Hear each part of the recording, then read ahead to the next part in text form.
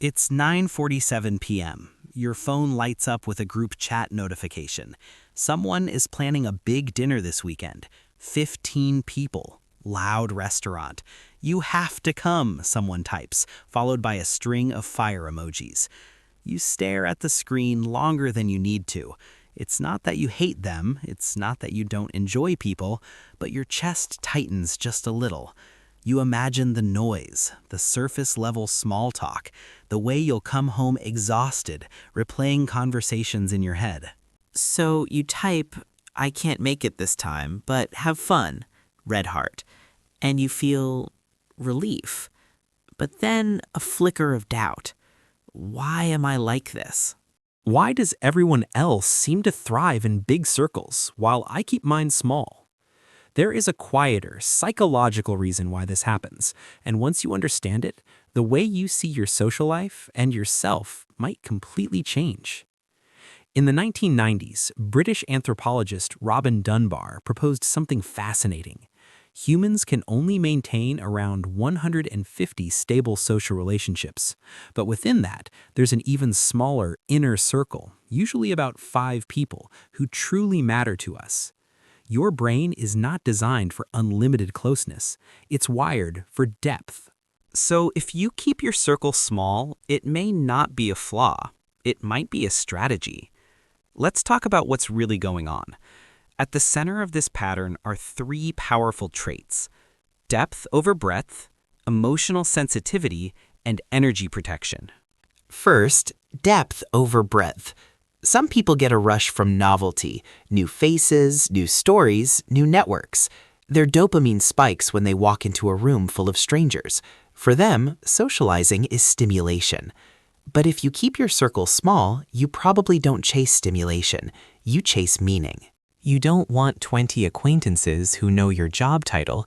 You want 2 people who know your childhood fears. You don't light up when someone asks, "So what do you do?" You light up when someone asks, "How are you really doing?" Psychologists who study attachment and personality, especially in research on introversion and high sensitivity, consistently find that some nervous systems process social information more deeply.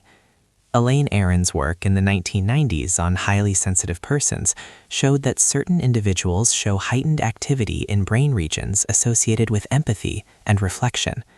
In simple terms, you don't skim interactions, you absorb them. And absorption takes energy, which brings us to the second trait, emotional sensitivity. Let me show you something. You're at a gathering, 2 people are talking across the room. You can feel the tension in their voices even before anyone else notices. You sense when someone's smile is forced. You pick up on shifts in tone, posture, micro-expressions. It's like your brain is constantly scanning. That's not drama, that's attunement. Neuroscience has found that mirror neuron systems, the parts of your brain that help you feel what others feel, activate strongly in empathetic individuals. You don't just hear someone's stress, you experience a version of it. So when you spend time with a lot of people, you're not just juggling conversations, you're juggling emotional atmospheres. Of course you get tired. And if you've ever left a big social event thinking, that was fine, but I'm drained, that doesn't mean you're antisocial. It means your nervous system works differently. Now here's where it gets interesting. Over time, your brain learns a pattern. Big group, overstimulation, exhaustion, withdrawal, relief. Relief is powerful. Your brain loves relief. Dopamine doesn't just spike with excitement, it also spikes when discomfort ends. So every time you choose a smaller gathering and feel calmer afterward, your brain reinforces the pattern. Small circle equals safety. Small circle equals emotional clarity. Small circle equals control. And control matters more than we like to admit. When your circle is small, you can predict people. You understand their humor, their triggers, their rhythms. There's less social guesswork, less performance. Which brings us to the third trait, energy protection. If you keep your circle small, there's a good chance you learned early on that your energy is finite. Maybe you were the listener growing up, the responsible one, the emotionally aware friend, the person others leaned on. Over time, you realized something. Access to you is valuable. Not everyone deserves it. There's a quiet maturity in that realization, but it can also create a feedback loop. Here's how it works. You invest deeply in a few people. They come to rely on you. They trust you. They feel seen because you are attentive. But because you give so much in those relationships, you have less capacity left for casual ones. So you decline invitations. You skip group hangouts. You choose intimacy over expansion. Others might interpret that as distance. They're hard to reach.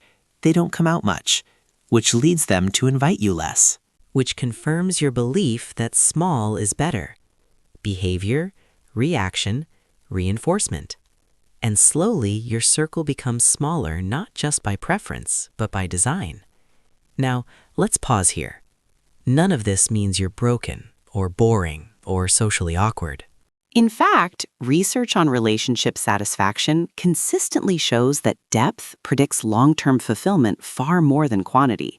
In the 2000s, studies on close relationships and well-being, including work connected to Harvard's long-running study of adult development, found that the quality of close bounds is one of the strongest predictors of life satisfaction and even longevity. Not number, quality. Your wiring may actually be aligned with what sustains humans best. But, and this is important, every strength has a shadow. When your circle is small, it can become fragile. If one relationship strains or ends, the impact feels bigger. Your emotional ecosystem has fewer pillars. And sometimes protecting your energy can quietly turn into avoiding growth, because new relationships are messy, unpredictable, slightly uncomfortable. If you always choose safety, you might miss expansion. So the question isn't, should I force myself to be more social? The better question is, am I choosing small from strength or from fear? Strength says, I value depth. Fear says, I don't want to risk rejection. Strength says, my energy matters. Fear says, it's safer not to try. And sometimes it's both. Here's something most people won't say out loud. Keeping your circle small can also be a quiet act of self-respect. In a world that rewards visibility, followers, networking, constant presence, choosing intimacy is almost rebellious. You are saying, I don't need to be known by many. I need to be understood by a few. That's not weakness. That's discernment. But discernment works best when it's conscious. Imagine your social life like a house, not a stadium, a house. You don't want thousands of people walking through your living room. You want a handful who know where the mugs are, who don't need to knock, who understand your silences. But even the most peaceful house needs windows, air, occasional guests. Growth doesn't mean tearing down the walls. It means deciding intentionally who gets a key, and sometimes who gets an invitation. If you recognize yourself in this, the relief after declining, the preference for depth, the emotional scanning, the careful guarding of energy, here's the core pattern in one sentence. You keep your circle small because your nervous system values depth, safety, and emotional meaning over stimulation and scale. That's not a flaw, that's a design. The key is making sure that design serves you instead of quietly shrinking your world. So the next time your phone lights up with that group chat notification and you feel that familiar hesitation, don't judge it. Pause. Ask yourself what you need: real connection, rest, or a small stretch beyond comfort. Sometimes the answer will still be, I can't make it, and that's okay. But sometimes you might surprise yourself. And if this resonated with you, if you've always wondered why you feel different in crowded rooms or why a handful of deep relationships feels like enough, then you'll probably find the next piece of this puzzle fascinating. Because in the next video, we're going to talk about why you overthink your social interactions long after they end, and how that same sensitivity that keeps your circle small also keeps your mind replaying conversations at midnight. If you want to understand your own wiring a little better, I highly recommend watching that next.